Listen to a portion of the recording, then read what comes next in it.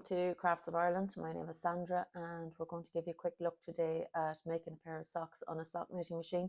We have a working collection of these machines in our craft studio, and I think this time of year we always seem to end up cranking out socks for those special Christmas presents, and we still have a few days left before Christmas, so the machines are back in full flow. So I'm just going to show you quickly how a pair of socks is made on the machine. So here I have my waste yarn. So if you look at the machine, you can see where I have added in 5 rows of waste yarn, or 6 rows, which divide each sock as I make them. There's one knitted sock hanging from the machine. You don't knit each sock individually, knit them connectively so that you don't have to retread the machine every time. So I have now got to the stage where I'm ready to start knitting a new pair of socks. So I said waste yarn is in, that's good to go. Just cut that and I take that one out, and then I thread with the actual yarn that I'm going to knit my socks with. Sock yarn is normally 75% nylon, or 75% wool, 25% nylon. The reason being that you need durability in your socks. Pure wool socks won't wear or last as long as socks with a synthetic content. So here I've just brought the yarn from the bobbin that I am going to knit with. I set my counter to 100 or 0. It has 100, it counts to 100 each revolution. So I've set it to 100 so that I know exactly what length. I always make socks with a soft top. So I'm going to knit 30 rows and then do a hung hem.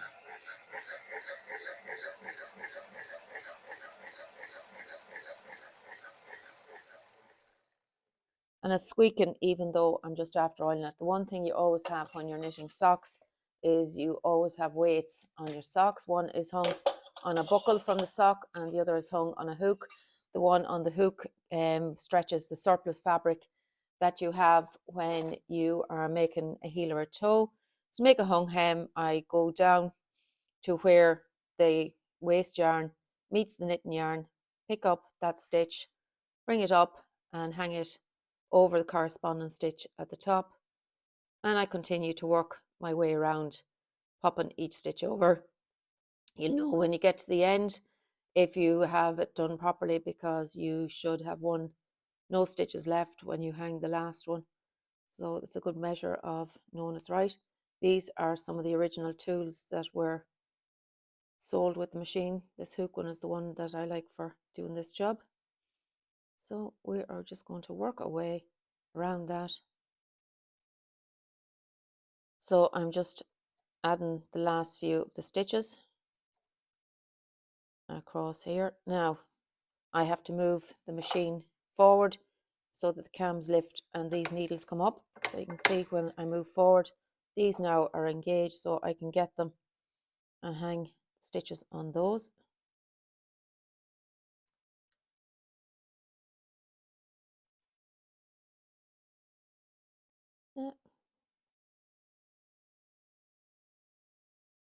And I have 3 left.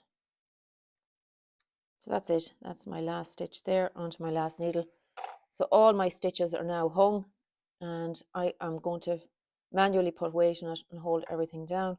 I need to make sure that all my latches are open. And there we go. We have knit. So now we're going to knit 100 more rows. I always put 130 rows in the leg. So bear with me and we'll knit 100 rows.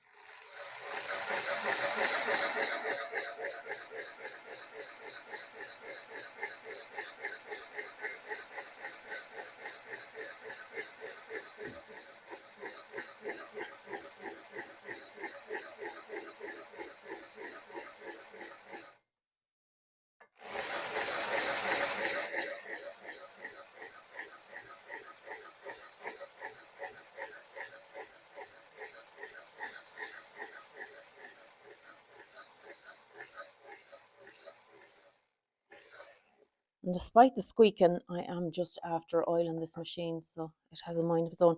Now I can separate first sock that I knit. I'd usually do, catch the waste yarn and give it a pull.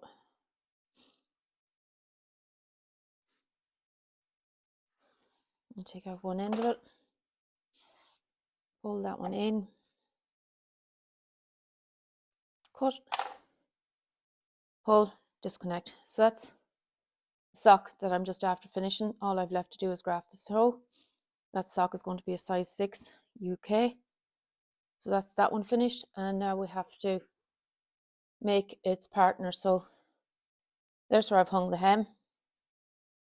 You can see where it is perfectly done, and I always check at this stage, make sure that I got every stitch. Now, next thing we need to do is take some needles out of action. I'm going to lift half my needles and lift them up out of action. There are marks on the cylinder where I can see where I need to be, and because I won't have enough hands to manually weight it, I am hanging my weights. So that's a buckle. It's called a buckle, that piece, and that's the weight from it. And then I have a fork with a weight hung from it. That drops in and hangs from where the sock is going to, the extra fabric for the heel is going to be created. So for this bit, I have to knit, and I do short row shaping. So each time I knit a row, I take one needle out of action, which will be the equivalent of casting off a stitch. There is a heel hook on the top of this mast on the machine that you can use to hold up the yarn, but I generally just make sure that I hold the yarn coming into each row as I turn, so that I don't have loops on the end of each row. Now I've got that far, and I need to hop my heel hook up so as to keep that tension, so you can see where the needles are protruding here, and that hangs on the knitting, and finish casting in towards the center.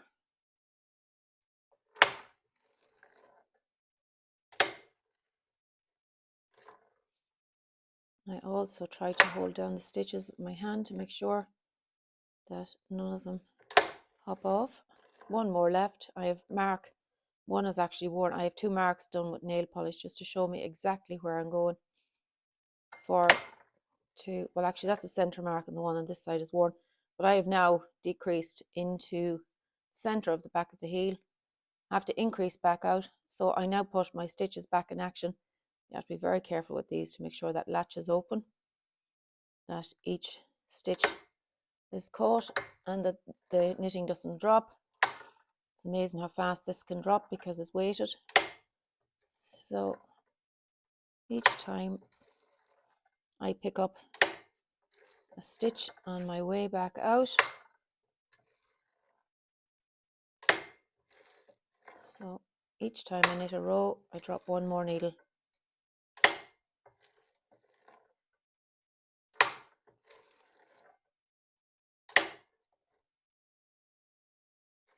Now we've just dropped a stitch, so we're going to lift that one back up. That's how quickly it can happen.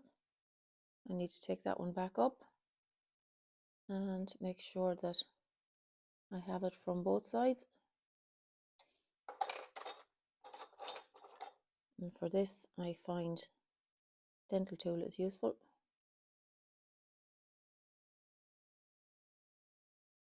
I'm going to drop the stitch and pop it back over. There we go. That's that fixed. So we're on this side.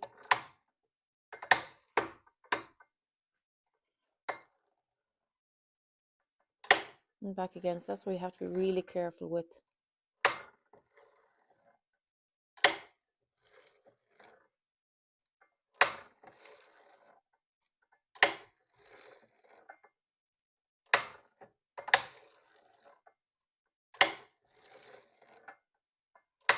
And that's that part done. So the next thing then is all our needles go back down in action.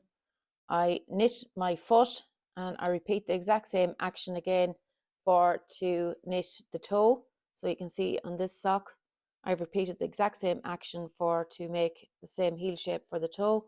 and then I graft or Kitchener stitch the top of the toe, and we have a perfectly knit sock. And these machines date back to prior to World War One, and were used extensively for knitting the socks for the soldiers when they were fighting in the wars and in the trenches.